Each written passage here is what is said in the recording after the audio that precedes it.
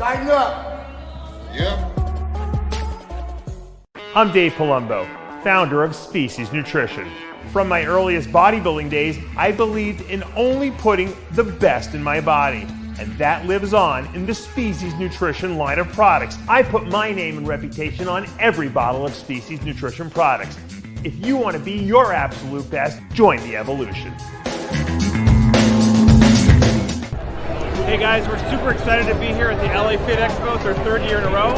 And what we're going to be doing today is we're going to be launching the Tasty Pastry. It's a low-carb Pop-Tart. It's got 3 to 4 grams of net carbs. And we love this show. This is our best place to be in LA.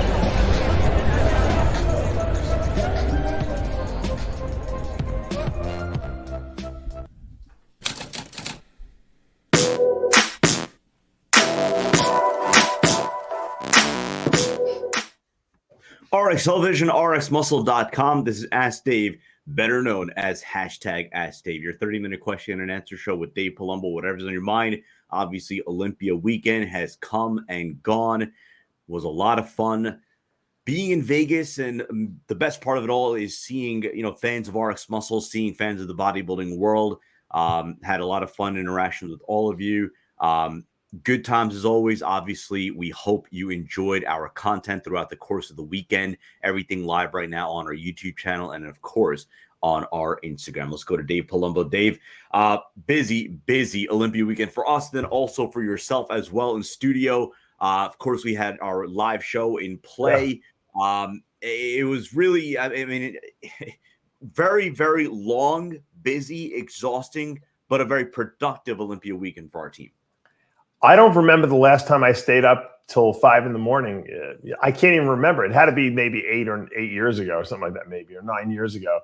I just, I have kids now. I just don't stay up. For me, if I'm up till like 2 in the morning, that's like super late.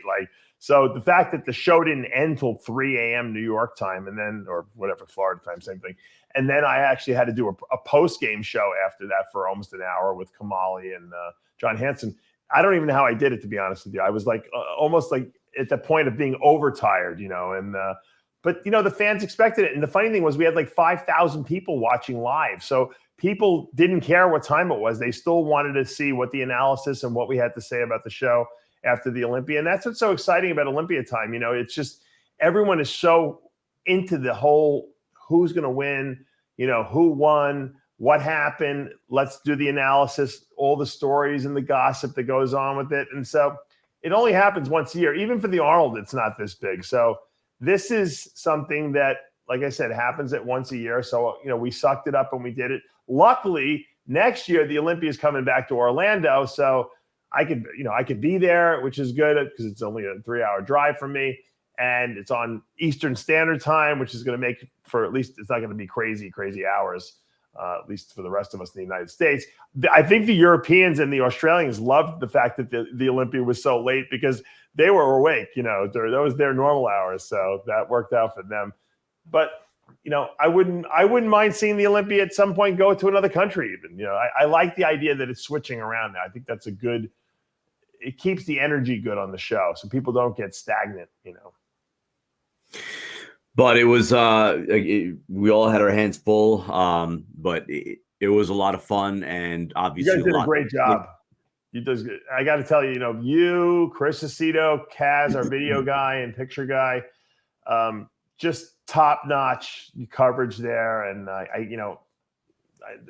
when I watch things, I'm very critical of everything because I always like to give constructive criticism. There was really nothing that went wrong. I think everything went about as smooth as you can get. And I got to say, Dan Solomon made it very, very easy for us to have access to everything we needed over there. Matter of fact, I was texting, Kamali and I were texting him during the live stream, telling him what was working, what wasn't, if the camera wasn't right, and he was fixing things left and right. So he's just a really good promoter, and they got a great guy in there, and hopefully he'll continue to do the job and he won't burn out, No, we saw him, in action over the weekend. He was an absolute machine, really, with all facets of what goes on Olympia Weekend. So again, successful Olympia in the books. Congratulations, brand new Mr. Olympia and Hadi Choopan. Congratulations to all winners this past weekend. Let's go to the questions. The first 2 questions on the show from the Dave Palumbo Experience app. Is there anything that can be done to enhance appetite? Any type of supplement or drug? perhaps something you did in your career, something you advise your own clients? There is a drug known as periactin, which they used in Europe for years. This was back in the early 90s, even before that, I guess, into the 80s. And it was an antihistamine that made you so voraciously hungry that you couldn't stop eating. The problem with periactin is that the first 2 weeks you take it, it makes you horrendously tired. It's like taking Benadryl during the day. All you want to do is sleep. If you can get past the first 2 weeks, which I never was able to do, but I never really had an appetite problem anyway, so you'll never stop eating. But the first 2 weeks are brutal, and I don't know many people who ever get past the first 2 weeks. I had one friend who did it because he's a nut job, and he said he couldn't stop eating on the stuff. So that's one thing. Some guys use Marinol, which is like a derivative of marijuana, which makes you hungry. Obviously, anyone who smokes marijuana knows you get the munchies from that. I found that GHRP6, which is one of those growth hormone releasing peptides, makes you hungry too. But a lot of times it stops working after a while, especially guys who depend exclusively on that making them hungry. I always tell people, look, bodybuilding is not easy. Eating is a job. It's not a pleasure. Stop looking at it as a pleasure.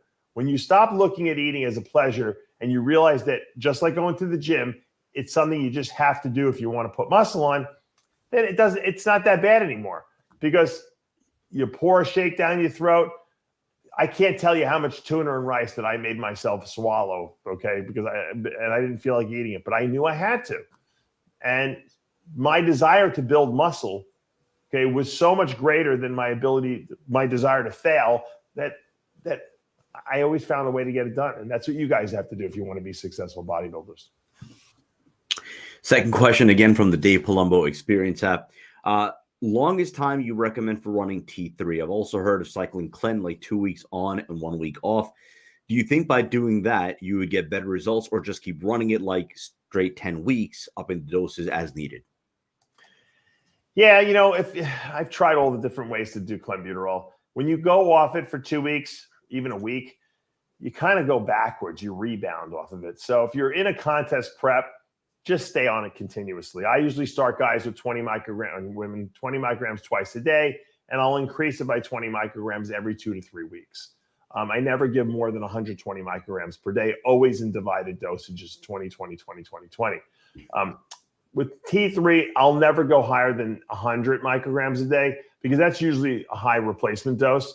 But most people don't need to go over 75. Although, like I said, that 75 to 100 range is usually the effective dose. More than 100, you can start getting like heart palpitations and stuff like that. I don't recommend going over 100. And that should also be started out at 25 per day, increased by 12.5 microgram increments every 2 to 3 weeks. And once again, it depends on how the person is responding. I think they're really safe if you stay in those windows and you increase it slowly.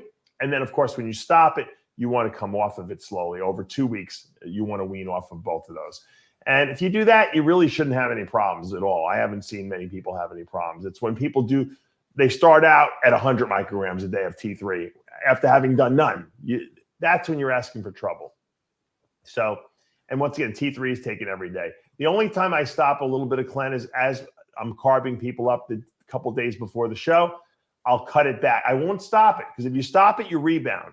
I'll cut it back to 20 micrograms twice a day for the Thursday, Friday, Saturday for a Saturday show, or maybe just Friday and Saturday for a Saturday show. And that seems to work fine. It doesn't prevent the rebound, and it allows the person to carve up a little bit, because clenbuterol can cause a little glucagon release.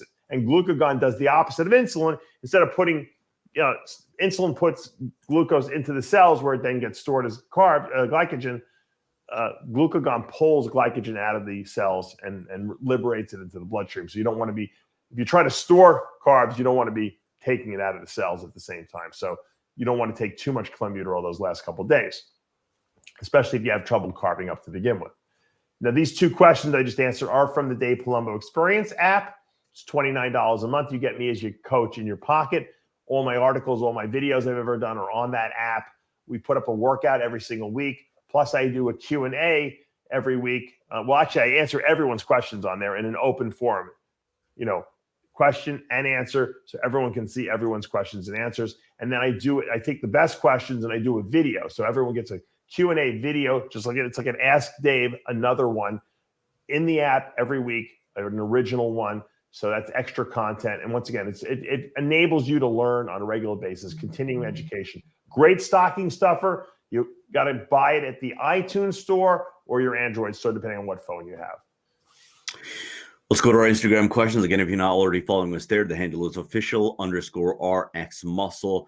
I mean, if we count back to the amount of posts that we put up on our feed, we're looking at about 95 over the course of the last 3-4 days. And obviously loading up our story with everything and everyone that we saw in Vegas. And again, for all the fans of RxMuscle that we met during the course of the weekend, we appreciate all of your support, appreciate all of your kind words, and hope you will continue to support us throughout the course of the calendar year.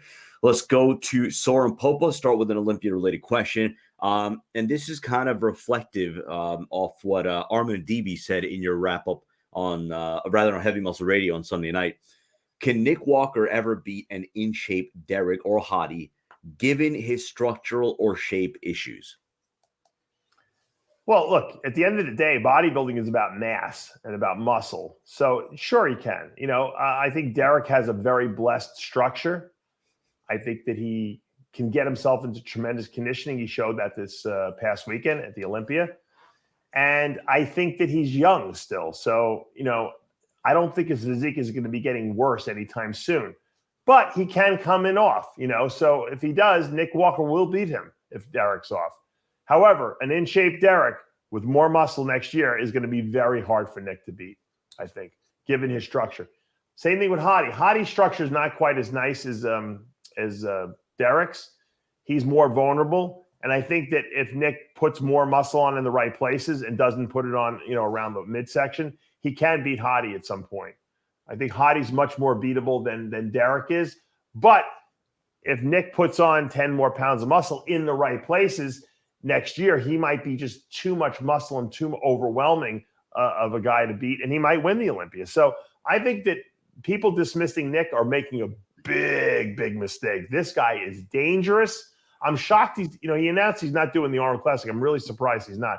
If I were him with 8 weeks to go, jump in there and win that show, man. Get your money and then pack it in and just spend the rest of the year growing. That's a personal decision he's got to make, obviously, but I think he can absolutely beat those two guys. Believe me, we saw this past weekend. Guys come in out of shape, not because they want to, but shit happens. So don't be surprised next year if we see Nick Walker as Mr. Olympia. It could happen. Victor Saldana, do you think Samson Dauda should have been top 5? In his opinion, he was better than Brandon Curry when he was there on Saturday night. Your impressions of what you saw out of Samson Dauda, and should he have placed higher? Let me tell you something about how this works. The judges reward potential, what they think your best is. Samson made incredible improvements and incredible muscle gains. There's no doubt about that. But the judges know that he can be a lot tighter. Okay, I could tell you the same thing. I agree with exactly what they placed him. You can't reward mediocrity. Okay, now he was hardly mediocre. I don't want to put that out there, but his conditioning was kind of mediocre. He can definitely be tighter in the glutes, hamstrings, and lower back. His mid back too needs to be tighter. And when he does that, he will be rewarded higher than people think. He's going to win, major shows. He can win the Olympia, this guy.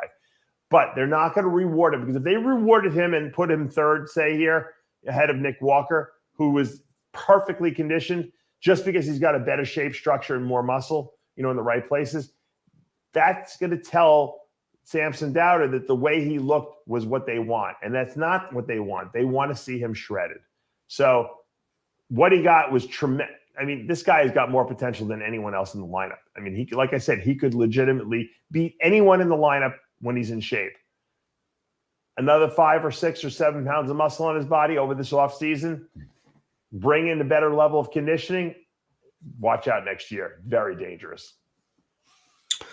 Take another Olympia-related question. This one about Andrew Jack. So his specific question is where Andrew Jack placed, and I'm looking it up right now. He finished 8th. Yeah, 8th, right behind Hunter Labrada, right ahead of William Bonac. But what did you make of what you saw out of Andrew Jack in his debut? Sergio Oliva Jr. in our post-show wrap-up did mention, and I didn't know how public this knowledge was, that Andrew Jack was dealing with some bronchitis, so that may have affected him in a little bit. But what did you make of Andrew Jack in his debut appearance? You know, every show that Andrew Jack has done, there's been an excuse why he wasn't at his absolute best. So I don't know. I don't know. I'll take that with a grain of salt, you know, at the end of the day, because everyone has problems. You know, Dorian Yates, you know, competed in his last Olympia with 3 muscle tears. He didn't complain about anything, and he's won the show. So Andrew Jack, like Tony Freeman and I were discussing, Tony Freeman, the X-Man, said, I think that Andrew Jack's got the physique closest to mine. Tall, good X-frame, and he just hasn't arrived yet, meaning that he needs more muscle on his body. Glutes, hamstrings, adductors, they need to be beefier. From the front, he's pretty complete. From the back and from the sides, you can see where he's lacking in that hamstring drop, which is really not a hamstring drop. It's really an adductor drop. So he needs more inner thigh muscle there. He needs thicker glutes and hamstrings, more density to his back. And this is all going to come with time.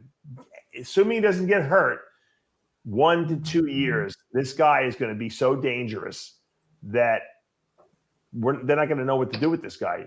Because an in-shape Andrew Jack who has no weaknesses is almost unbeatable. You know, it becomes like Ronnie Coleman territory because his structure is so good, his muscle flow and roundness is so good.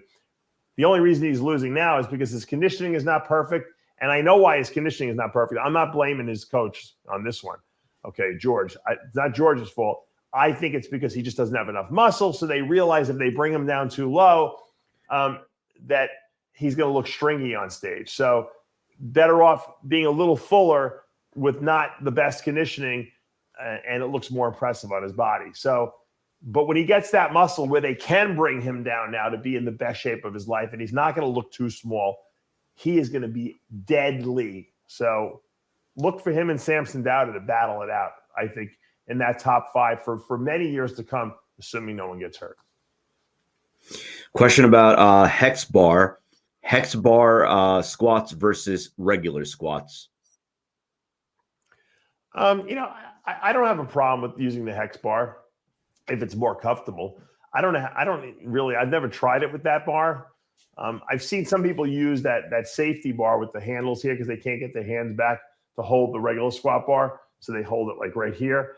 I never really liked that bar because I felt like I could kind of push. I don't know. It was a weird positioning. I didn't like the way it balanced. I like a regular straight bar on my back. I feel like it's the most stable like that. But some people just don't feel comfortable. Everyone's body's biomechanics are a little different. And so for me to say, because I can do it this way, that you have to do it this way is stupid. If the hex bar is more comfortable and you feel the weight on your legs properly, then use that. I don't like the Smith machine. I'll tell you why. I don't mind using it once in a while, but the Smith machine stabilizes the weight for you. So you don't have to balance the bar. It's on there. You're just basically moving it up and down and up and down. And the machine stabilizes everything. That takes a lot of the stabilizing muscles in your legs out and upper body out of the movement. So it doesn't become as potent, I think. So if you have great legs already, it doesn't matter. But if you're trying to build mass, stick with free weights, whether you use a squat bar that goes straight or you use a safety bar or you use a hex bar, doesn't matter as long as you're balancing the weight yourself. That's my advice. I train the old school method of training each body part. These days, there's a big kick on the push-pull workouts. Your thought on either style, which is better? Look, you know, it's interesting because, you know, I have tried every workout. Okay, known to man, volume, machines versus free weights, and this, you know, now that my shoulders have been replaced and I have no pain in my shoulders, you know what I do in the gym? When I go to the gym, I train with heavy weights. It's heavy for me because I'm not as strong as I used to be. Obviously, I'm not on, you know, big cycles. Heavy free weight movements, low volume, heavy, high intensity, because that's what works for me. You got to find out what works for you. But I'm telling you, heavy weights build muscle. Full range motion good form, build muscle. When you do high volume, you're not necessarily recruiting as many muscle fibers because you don't need to. The muscles might have more endurance, but you're not really recruiting. So if you're not some guys are just hyper responders. Anything they do in the gym, Paul DeLay, Vince Taylor, they can do a 20-pound dumbbell curl and their arms are going to grow to 23 inches. Most of us are not like that, okay? Most of us have to overload the muscle. So I find that free weights are much better at overloading the muscle. And I think lower volume is better too, because once you start having to do 20, 25 sets, there's no way you're putting enough intensity into those sets. You're kind of just going through the motions. And with me, volume never worked. It just was like, all right, it's like I'm going for a run outside. My legs are not going to grow from me going for a run outside, okay, because I'm not working the right fiber types. So as a general statement for most people, I would say heavier weights, high intensity, full range motion is the way to go with lower volume. For people who are maybe don't respond to that, they might respond to higher volume, but the majority of the people respond to what I told you. Did painless pumps go out of business? If so, best alternative? Yeah, you know what? It's we finally ran out of our inventory. My friend Steve DeLuca had owned painless pumps, and he died last year, unfortunately. And when he died, that was the end of the company because I don't know where he was. No one knew where he was getting it from. I was buying it wholesale from him, selling it on my DavePalumbo.com website. We had a nice inventory. It lasted almost a year, and we finally sold the last bottle the other day. And so I'm out. You know, unfortunately, the predecessor to painless pumps, which was Chris Clark's product, the synthesized pump and pose, which is the original, he also died, Chris Clark. And I didn't tell anyone because his mother didn't want me to say anything for many years, and then she finally was okay with it. So he passed as well. And so that's why there's none of that available. I really, in good conscience, can't really recommend any of the other products. If I thought they were good, I would buy them and sell them on my own website. And most of them are just oil in a bottle, you know, hopefully sterile. So I don't really want to make recommendations on anything that I don't personally haven't attempted to use or know what the ingredients in the product are. There are other ones out there. I just don't think they do the same thing. And hopefully someone will come out with it. I guess at this point in time, you know, I don't want to make my own brand because that's just not something I'm interested in doing. I like with products that are not products that I necessarily, you know, people use them, but you know, I'm not into that. I'm into making nutritional supplements. So if there are other products out there and anyone has some suggestions, I'm open to it. I do like the idea behind site injection oils if it's used properly and following the protocols that I've developed. But unfortunately, I don't think there's a lot of great products out on the market right now. Let's go to Marky Mars. Is it bad to store oil? I usually keep mine above the freezing point, but sometimes it drops to around 23 Fahrenheit. Will gear get damaged by this? So I missed the beginning of it. Was it the gear? Is it bad to store oil-based gear in freezing temperatures? Where's he keeping it freezing? I mean, he's just saying that so he keeps it right above freezing point, but sometimes that it drops to around 23 degrees. I'm assuming that is he leaving his gear in like the refrigerator or something like that? Or is he, I mean, where is it getting that cold? I mean, no one's house is that cold, right? Maybe he means if he's shipping it. I don't know. You know, steroids don't get destroyed by freezing them or anything like that, or putting them in the refrigerator at all, but it doesn't help them either. So I wouldn't store my gear in the refrigerator. I'm talking about anabolic steroids. I'm not talking about like protein hormones. Protein hormones are better in the refrigerator, but you cannot freeze them. You can't freeze GH. You can freeze IGF-1, but you can't freeze GH. So definitely don't want to get them too cold. And, you know, but I'm assuming maybe he's keeping his stuff outside. I don't even know. It sounds weird to me that the question's weird. Like whose gear gets that cold? You know, everyone's house is warm, you know, even in the winter and people heat their house. So to answer the question, I would keep it out of freezing temperatures just to play it safe. There's no reason to freeze the stuff. If you're keeping it in a refrigerator, don't keep it in the refrigerator. If you're keeping it maybe in a room or garage that's not heated, I probably wouldn't keep it there if I were you. James Ascend, ideal growth hormone dose per day to aid in tendon repair post partial tear. Mm-hmm. Yeah, if you're just going for healing, purposes, and you're not looking for massive muscle gains, I would say 2 IUs per day is probably prudent. I think a little less than that probably wouldn't be effective, and more than that is probably not necessary if you're just looking for some healing effects. And 2 IUs per day will give you muscle building and healing effects of tendons without the fluid retention. It seems like once you start going over 2 IUs, that's when people start getting bloated from it and getting more side effects, high blood sugars and stuff like that. So stick with 2 IUs. I think that's the perfect ideal dosage. Take a couple more questions. I take 9,000 IU salmon oil every day. I've been reading about the benefits of krill oil. Would it be redundant to add it to my diet in the light amount of salmon oil that I already take? Yeah, it's kind of the same thing. People ask me all the time about krill oil. David, would you ever recommend getting it, or would you use it? Krill oil pretty much has a very similar profile to salmon oil and the fatty fish oils, anchovies, and I think what else is mackerel. Those are all the fattier fishes. They're all pretty much the same. The key is, and this is important when you're using a fish oil supplement, you want to make sure the company you're using, tests for heavy metals and stuff like that in those fish oils. We use like pharmaceutical grade fish oil in our Omega-Lyze formula, and that's important because some people buy cheap stuff. Hey, there's a sale on fish oil. Yeah, we'll buy it all up because this way it's going to save us money. You got to be very careful of that. Now, most reputable manufacturers will test for heavy metals when these fish oil comes in. So it's important that you check that out. We also combine our fish oil with evening primrose oil, which is your essential omega-6 fats. So, we probably have, I could successfully say, I think we're the only people that put fish oil and evening primrose oil in the same formula. Most people that combine the two will use flaxseed as their omega-3 source of fats. And we know that humans only process and only convert the active form of omega-3 fats, which is DHA, EPA, at a 10% efficiency. So you do not want to take a plant source of omega-3 fats. You're just not going to convert it to usable form. So important.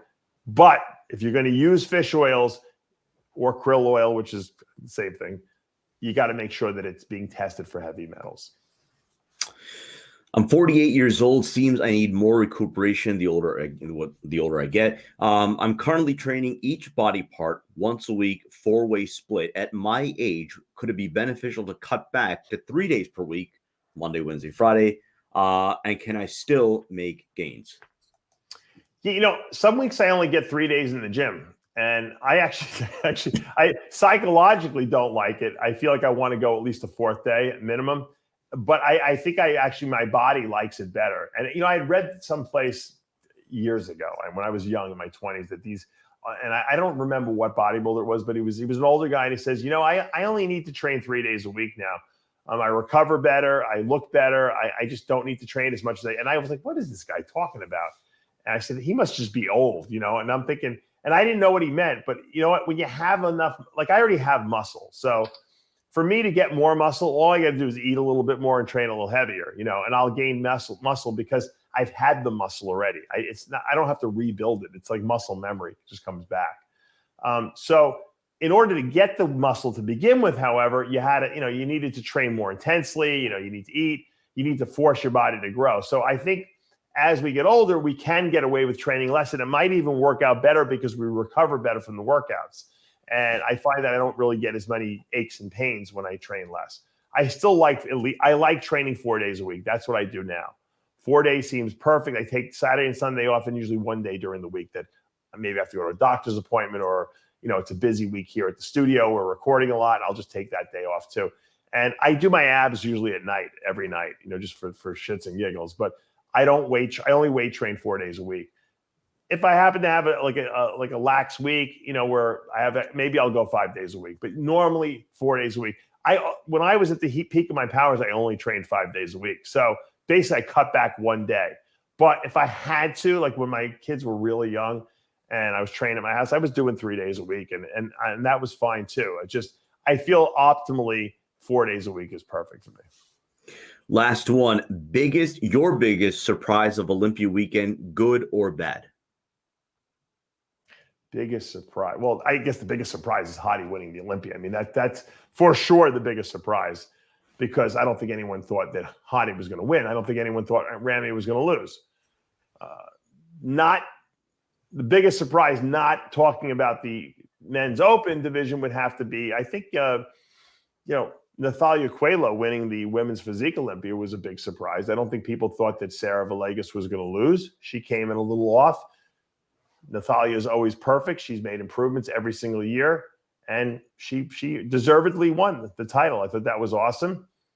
Missy Truscott winning the fitness Olympia. I think a lot of people thought that, maybe Ariel Kadar was going to win, or maybe Oksana Grishina was going to come back and win it. She obviously had an injury. She couldn't do that. That was a surprise, I think. There's always new people coming in. I don't think that when someone new wins the bikini Olympia, I don't think that's a surprise, because every year it seems like there's a new Olympia champ in that division. But the bodybuilding divisions usually are pretty stable. So to see someone like Natalia win and to see Hadi win, those were surprises. And I think that's why there's so much interest and people are so jazzed up about this Olympia, because it's exciting, because it was something different. It was something we all thought Ramy was going to come in and just take the title. And that didn't happen. And so now we're debating who's next in line. Will Hadi win next year? Was this legitimate? Did he deserve to win? What happened to Ramy? There's a lot of storylines that a lot of times we don't have because of the fact that the champ just repeats. When Phil won 7 years in a row, it got boring. It wasn't that Phil was a bad Mr. Olympia. He was a great Mr. Olympia. He looked awesome, but he was making it look too easy. And so the storyline was the same every year. Now we have new storylines. So people are interested in the sport again. And that's good for the sport. It's good for promotion of the sport. And it's good for next year's Olympia, because now people are excited because they feel Hadi is vulnerable. Will he repeat? Maybe not. Remember when Sean Roden won the Olympia, how excited people are? What took the wind out of those sails was then Sean was not allowed to compete when the rape allegations came and everything like that. So that kind of ruined that. But prior to that, people were super excited about Roden winning that Olympia, and that's how they feel about Hadi right now. So that's going to do for this episode of Ask Dave. Again, if you haven't already done so, subscribe below, hit the notification bell. If you like what you're watching, hit the like button, comment below. And as always, we appreciate all of your support. For Dave Palumbo, I'm Sadiq Faruqi. See you next time.